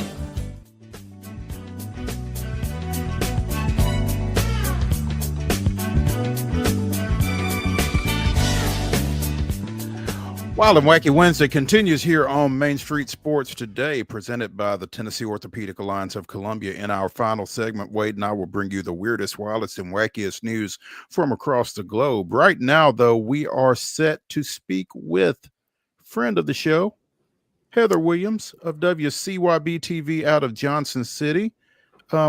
We bring her on under the premise of talking NASCAR, but I'm not sure how much of this segment will be spent on NASCAR. I'll just warn you right now. But Heather, thanks for taking some time with us. Good afternoon. Absolutely. I got my off-season hair on. I wasn't planning on being on camera today. Got the the natural kind of listen. soul glow thing going. Listen to you. You're just fine. We appreciate you taking some time with us, wild hair and all. Hey, so one of the first things I do, right, wrong, or otherwise, when I get up is I check my social media platforms and see what's going on because I've got a show to get ready for. And I came across an article. Booty Barker surprised by split from Bubba Wallace. Now, this is a dateline of today, but as I do a little bit more research, this is not news. No, they made the change right after the season ended, or pretty close to right at the end of the season. So, over a month ago, they announced that they were making the change, that they were moving him into more of a competition position within 23XI and bringing over the crew chief for Christian Eckes, who was the Truck Series driver who has moved on to the Xfinity Series, bringing his crew chief on to be Bubba's new crew chief. What prompts a move at the crew chief position? Underperformance. I mean, I think, Bubba and Booty have had some really strong performances and they've done really well. And I think Booty's been really good for Bubba in the sense that his personality is just right to deal with Bubba's somewhat moodiness, especially on the scanner when they're talking to each other during the races. I think he's been the perfect guy to tell him, basically be quiet and drive, which Bubba needs sometimes. So I think from that perspective, he's been very good. But last year the performance just wasn't there, and something had to change. And obviously they had signed Bubba to a contract extension, so it wasn't going to be Bubba that was going to change. And I think that they kept Booty on in the competition because they realized he is very valuable, good crew chief, smart guy, really good engineer, but they just needed to shake, it's the same reason why Andy Reid leaves Philadelphia. It doesn't mean that he's not still a head coach, goes to Kansas City and boom, it takes off. Sometimes it's just time for a change in the relationship and shake up a team. And I guess Michael and Denny thought it was time to do that with the 23 team. So he's moving into a competition leadership position. Booty is that a lateral move? Is that a promotion? What no, is that a demotion? I would consider it a promotion. Does Booty consider it a promotion? Well, that's the thing. I mean, I guess it just kind of depends on what your goal is, right? I mean, I think Booty really enjoyed being a crew chief and traveling to the track every week and doing those things. I'm not sure if he'll be going to the track every week in this competition role. Some competition folks travel, some don't. So I don't know what he considers it, but he would be working with both teams, not just one team. So, I mean, I think it would technically be considered a promotion, but that doesn't necessarily mean that that's what he wants to do. I think he wants to be a crew chief. Gotcha. Okay.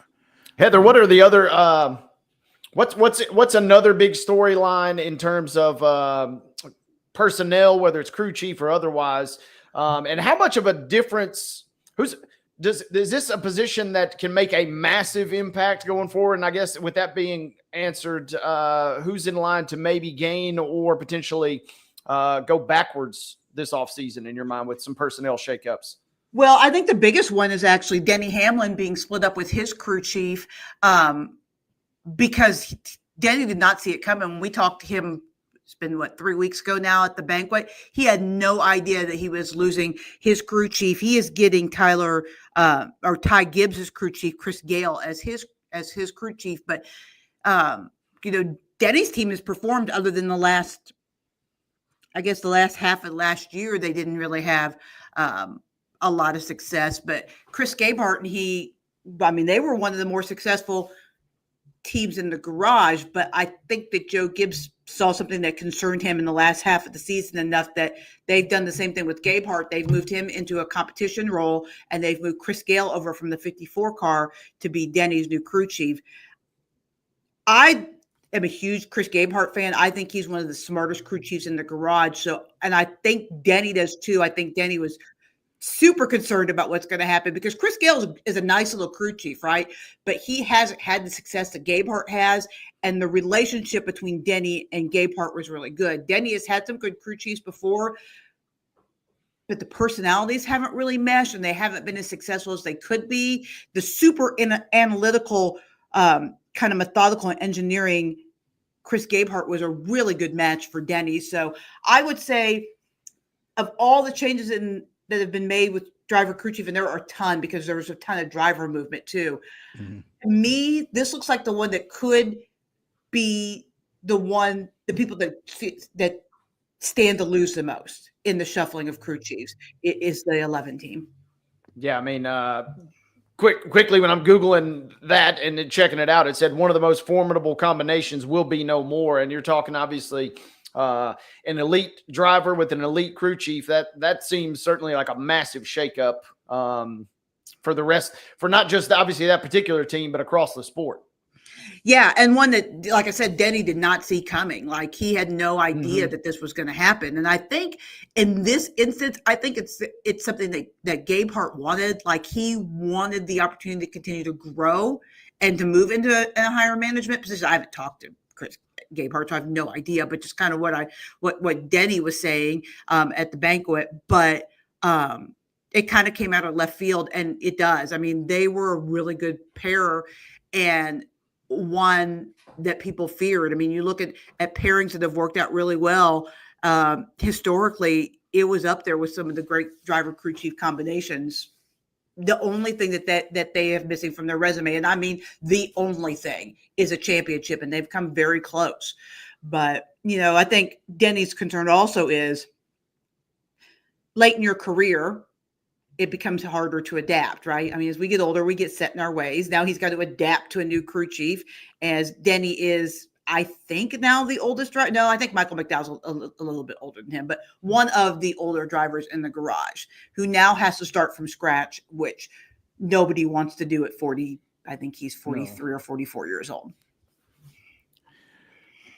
Heather Williams of WCYB-TV out of Johnson City chatting with us here on Main Street Sports today. Heather, what other developments have you seen here over the past few weeks of the off season, such as it is for NASCAR, that have kind of jumped out at you? Well, the biggest storyline to be watching throughout the offseason, of course, is the ongoing lawsuit between 2311 and Front Row Motorsports and NASCAR.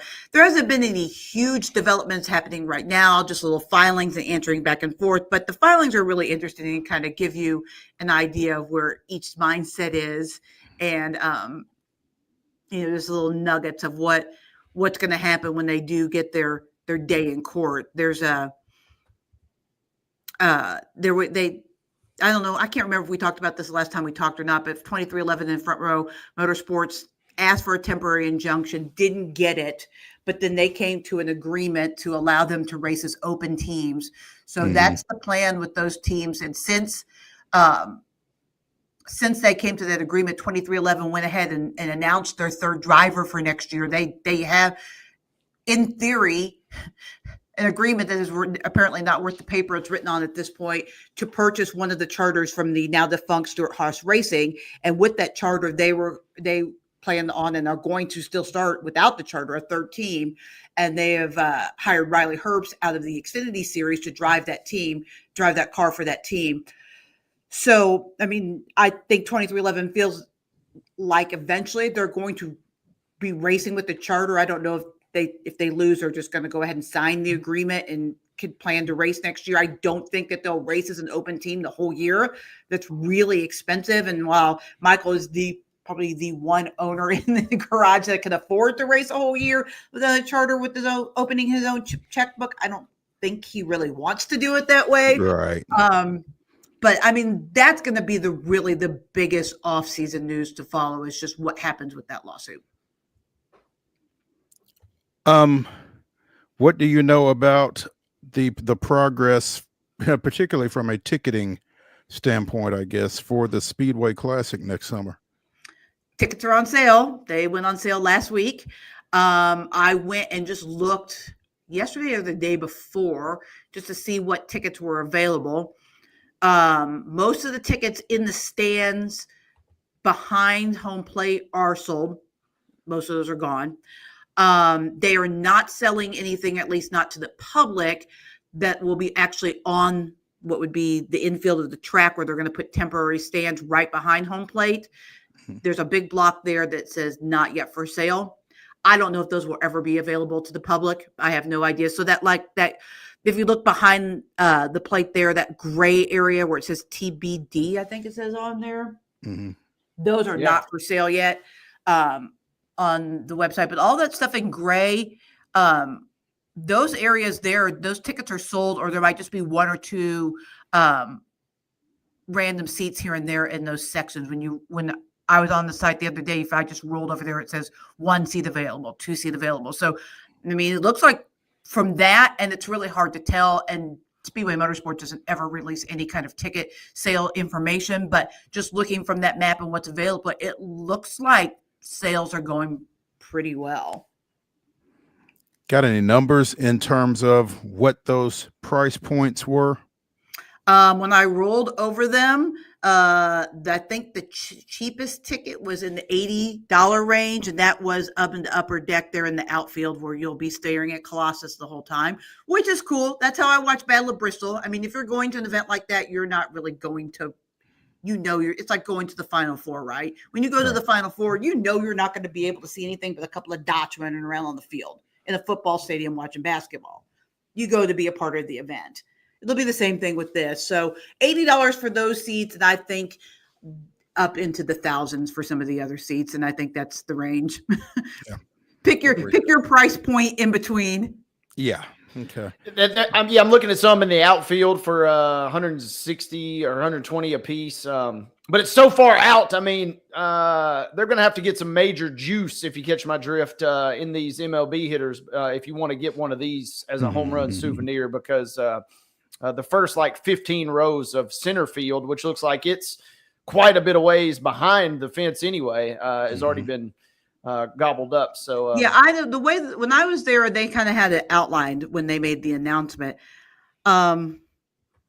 Unless you get one of those block of seats that's right behind home plate that's marked TBD, I don't really think there's going to be anywhere where balls are going to make it into the stands. I don't think that'll be possible. Not even if Barry Bonds was hitting home runs. I mean, they're going to be pretty far away. Yeah. Heather Williams of WCYB-TV out of Johnson City joining us. Heather, you've been a little busy this last few days, I guess, with non-NASCAR related stuff. Yeah, it's supposed to be off season. I'm supposed to be chilling with my frizzy hair and not working too hard. Yeah, well, Trey Lamb, I guess. ETSU every time. It's who you have to blame for that. How long was he there? 2 years? No, 1 year. Oh, wow. 1 year. Okay. One and done. Highly regarded, apparently, as he gets the Tulsa gig.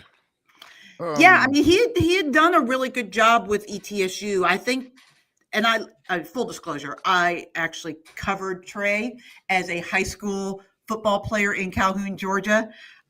His dad's legendary coach down there, juggernaut program. I think the biggest thing that's going to be interesting to see, because he gets a lot of credit for rebuilding ETSU. They had won 3 games each of the previous 2 years under George Quarles, and the program was not in a good place when Quarles was dismissed. I think the thing that's going to be interesting to see at Tulsa is he's not going to be able to rebuild Tulsa the same way he rebuilt ETSU. ETSU had some talent, right? Because they were only 2 years removed from Randy Sanders and going to the final 8 of the FCS playoffs. And then he just brought basically half of his team from Gardner-Webb, which had made the FCS playoffs the year before. He had 34 transfers that came with him to ETSU. So it was basically a combination of the best of what was left from the Randy Sanders regime at ETSU and the best players from Gardner-Webb, which had made the playoffs a year ago. Obviously, he's not going to be able to take 34 players from ETSU to Tulsa because the talent doesn't connect, right? There might be 1 or 2 because there are kids that are in that went in the portal after he announced that are getting FBS offers. So there is some talent, but there won't be 34 of those kids. So it'll be interesting to see how he does it this time around, because the formula was pretty easy at ETSU, all things considered. I mean, turning around a team is never easy. There's a lot more than just getting kids in the program. You then have to make those kids mesh and all of that kind of stuff. But he's going to have to use a completely different formula at Tulsa. So it'll be interesting to see, how he does it there. Meanwhile, what happens with the Bucks? Well, we had a Zoom call with the athletic director Monday. And he says he is getting all kinds of offers, and I've seen all kinds of big names out there. I have been told that there could be some interest from Randy Sanders in coming back, which would be interesting.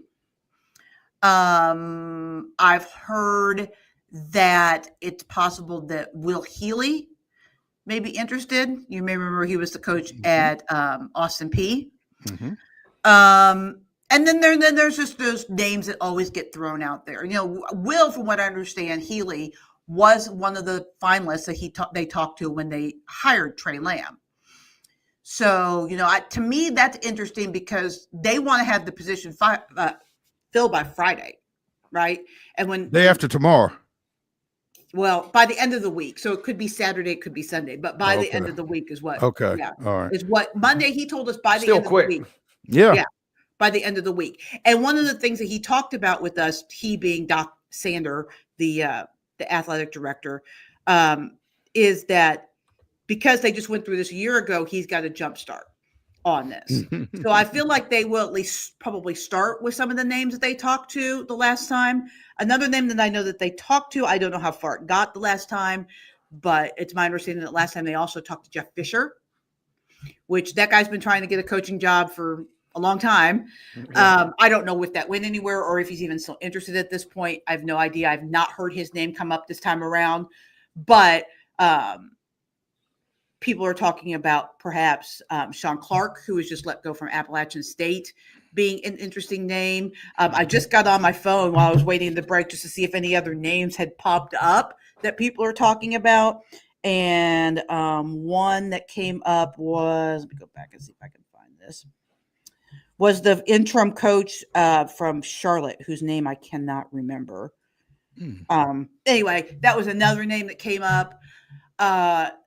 But Doc Sanders said that he's had interest from people that have been championship coaches, was his quote, and people with significant FBS experience. And to me, that sounds like Randy Sanders, right? So I don't know where this is going to go, but there are definitely a lot of interesting names popping up there. And I will say this, that the thing about Doc Sander, the athletic director, that's fascinating to me is that you will hear all kinds of names. You will hear this guy came in an interview, he's talking to this guy. And then the guy they hire is somebody that has never been on your radar. And I think some of that gets leaked out by the athletic department to throw you off the scent so that you are not even looking where he's looking. Because I guarantee you he's going to zig where you're zagging. Now, the previous athletic director, it was pretty easy to figure out his MO. He was going for a Power 5 assistant. Every single head coach that he hired during his tenure was previously a Power 5 assistant. But Doc Sander, which he's on his second go round at ETSU, he wants to find the next big thing. So he is the athletic director that hired Steve Forbes. That's the kind of coach he wants. He wants a guy that's going to come in here. And I think that's what he thought he had in Trey Lamb, and he did. Yeah. He didn't think Trey was going to bolt quite so soon. Yeah. He wants the next big thing. He wants a guy that's going to come in, spend 3-4 years, win 2 or 4 championships. Everybody's going to want him, and you're not going to be able to keep him because he's so in demand. So, but you're going to be better off than you were when he got you there. are absolutely going to be better off than you were before. Yeah. That's why he hired Brooke Savage as their coach this time around, because he feels like he's that guy. And so Mac Brown is off the table then for ETSU, you're saying, based on that description. It doesn't really fit his MO. Now, I mean, who knows? But, Randy Sanders is more in the mold just because, as an example, Doc hired a volleyball coach this year. And it was Lindsay Devine, who was the volleyball coach 2 coaches ago that took him to the NCAA tournament and beat Tennessee when she was here as the coach. He hired her back. Sounds a lot like Randy Sanders, took him to the NCAA tournament, beat Vanderbilt while he was here. So, those are the 2 types of coaches that he likes to bring in. Begs the question, how/why did Randy leave initially? He wanted to retire. He wanted to sit on his bass boat. He wanted to spend time with his grandkids. And he seemed really at peace about it at the time. But I've known Randy for a long time. I covered him at UT. I never got the feeling that he's closed the door completely. Now, he might have. I mean, he's come back here and there, but he hasn't even been around the program as much as I thought he might be, because he just lives in Morristown. He moved back to Morristown, which is where he's from. But I think he just really kind of got tired of the grind of it initially, is why he retired. And he surprised everyone. I mean, he won. They went to the quarterfinals, and everybody's excited. Woo! It's going to be awesome. And then the next weekend, we were all in there for a press conference where he was announcing he was retiring. Wow. Okay. Heather, what are your latest thoughts on your Chiefs' latest Houdini act? Oh, you mean the doink? Yes. The doink for the division, as Mike Tirico called it, I think. I mean, it's not as controversial as some of the other things. Kickers doink off the goalpost all the time. Now, it was extremely lucky that it went in, but it actually was more unlucky because it was just a 30-yard field goal, right? People are supposed to make those chip shots. So it actually would have been way more unlikely if he had missed than him making it. I mean, he's the 3rd string kicker. We're on our 3rd kicker. I mean, what's amazing. And people I don't know. I live in the Chiefs bubble, so it's really hard for me to measure this objectively, but I don't feel like people talk enough about the amount of injuries and the amount of players that have rolled through Arrowhead Stadium this year. Because lost their starting running back, lost their top 3 wide receivers, lost their starting corner, lost their backup to the starting corner, lost their starting kicker, the backup to the starting kicker. It's just like the list is enormous. They just got Charles Omenihu, who was a starting defensive lineman, the best lineman last year, not Chris Jones on the defensive line. It was Omenihu. Lost him in the AFC Championship game last year, just got him back 2 weeks ago. So the number of injuries is tremendous, but because the Chiefs are very good at finding next man up and plugging them in and play, right? Isaiah Pacheco is one of the best running backs in the league, but people didn't really talk that much about him being out because they just went out and got Kareem Hunt. Right. So people don't feel like they lost much. But that's one of the things that Brett Veach does very well. I did giggle listening to your last segment because you were talking about tackles. There's one thing that's gone very poorly for the Chiefs all year. It's been left tackle. I mean, they are on their 4th left tackle this year. And I imagine Mahomes isn't especially happy about that. Oh, no, because the left tackle number 2 became left tackle number 3, which was actually the guard sliding out to left tackle, because in the game, not this past week, but the week before, Mahomes got absolutely hammered, and he basically said, enough. And then Wanye Morris, who had been the 2nd starting tackle of the year, got benched, not to be confused with Wanye Morris from Boys to Men. No, Wanye Morris, formerly from Tennessee, actually. Yes, formerly from Tennessee. Got benched immediately, and they moved Joe Tooney over to left tackle to finish that game out. That was in the Raiders game. But then we signed C.J. Humphries, who was injured. He started DJ Humphries. Started this game this last week against the Chargers, got hurt, and they did bring Wanye Morris back, which I was stunned because once Pat says enough, usually you're done. Right. Like last year, he said enough in the middle of the game to Kadarius Toney, never to be heard of again in the Chiefs uniform. Kadarius Toney, who was released earlier today, by the way. I saw that by the Browns, right? Yeah. Who the Chiefs play this week. He didn't even get his chance to come back to Arrowhead, or I think it's actually in Cleveland, but against the Chiefs. I mean, the guy can't catch, with all due respect. That's kind of a prerequisite for being a wide receiver. One would think. Yeah, that's high up there. It's if it's not number one, it's top 3 for sure. Yeah. Heather Williams, WCYB-TV out of Johnson City, joining us here on Main Street Sports today. We always love it when she's got time to spend with us, and we appreciate you taking a little time. We will catch up soon.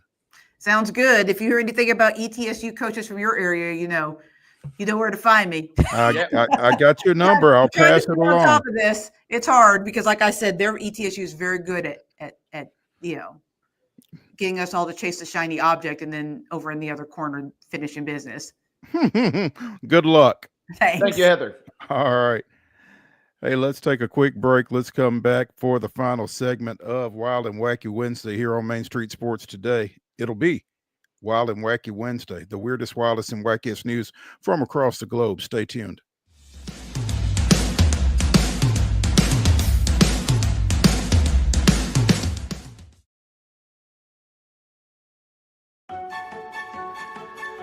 So, you want to be a part of the Busy Bee team, huh? Well, how do you see yourself fitting into the organization?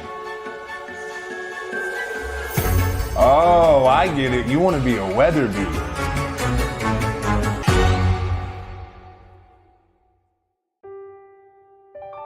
This holiday season, the largest lantern festival in the country returns to Nashville Zoo. Experience more than 1,000 all-new, handcrafted lanterns, towering creatures, magical worlds, and a North Pole village. At the center of it all, the Smashville Ice Rink. Welcome back to Zoolumination at Nashville Zoo. Bigger, brighter, and better than ever.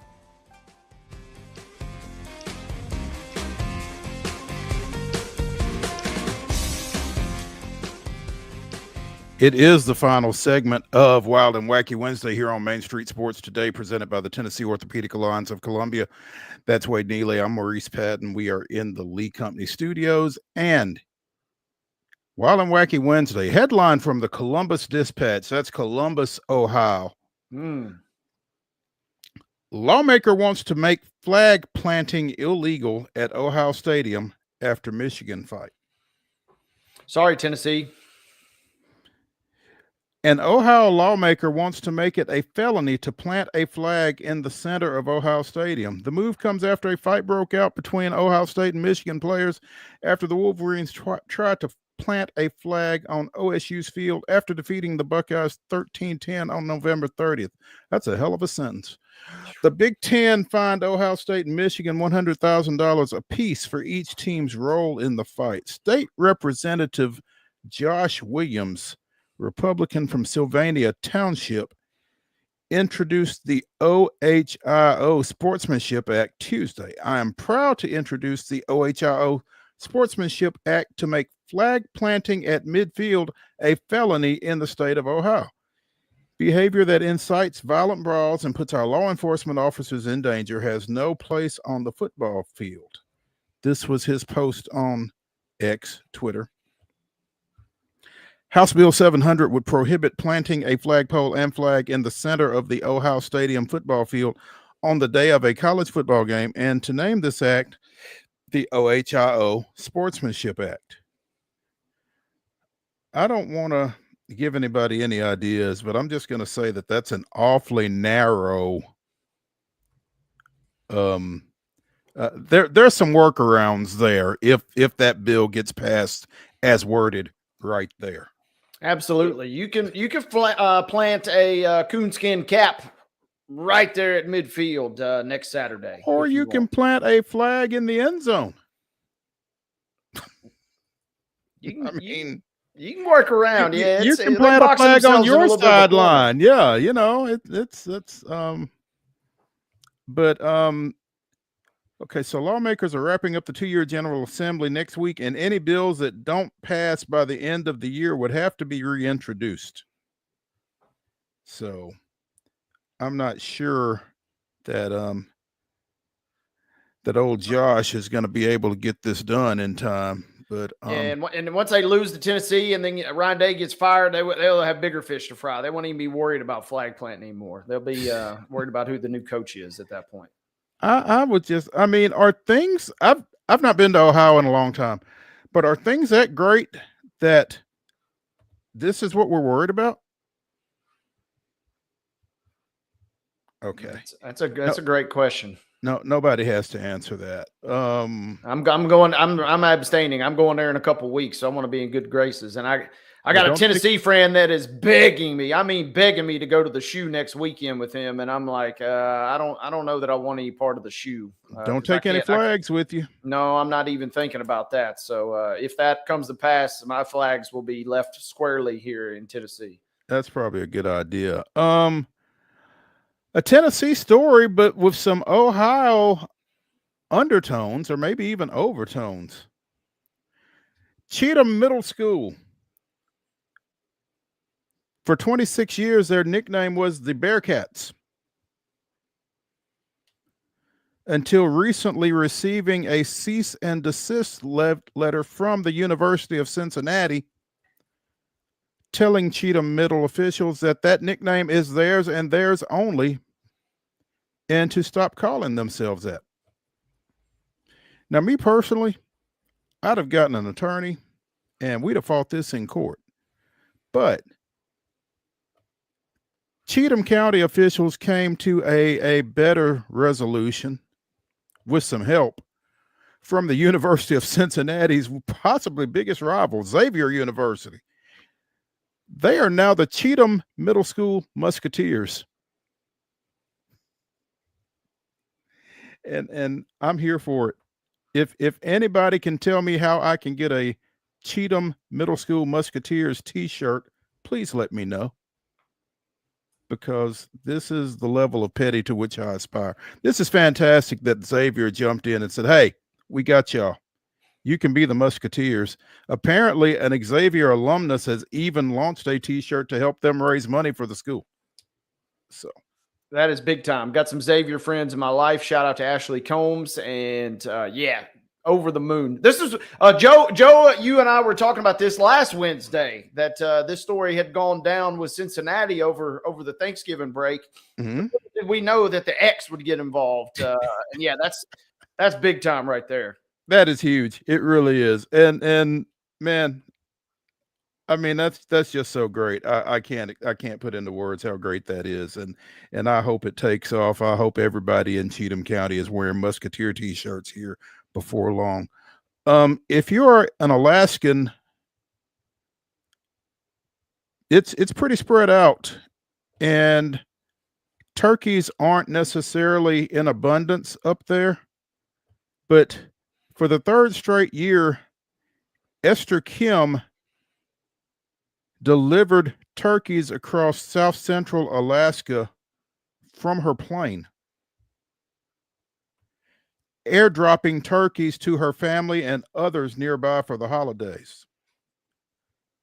When I heard this story, I couldn't help but think of Les Nessman from WKRP in Cincinnati. As God is my witness, I thought turkeys could fly. But yeah, she's been delivering a turkey drop after learning of a family living off the land nearby who had little for Thanksgiving dinner. They were telling me that a squirrel for dinner did not split very far between 3 people. She decided she was going to airdrop them a turkey, and did. This year, she delivered 32 turkeys by plane. Love that. 90-minute snowmobile ride for that one family to the nearest town. Jeez. I was chatting with Charles Pulliam of the Williamson Herald, Alaska native, about this over the weekend, and he's like, yeah, it happens. So that's Wild and Wacky Wednesday. That's Main Street Sports Today here, presented by the Tennessee Orthopedic Alliance of Columbia. Come back with us tomorrow at 2:00. We'll have Greg Tips from Loretto, and we'll see who else we can come up with. See y'all then.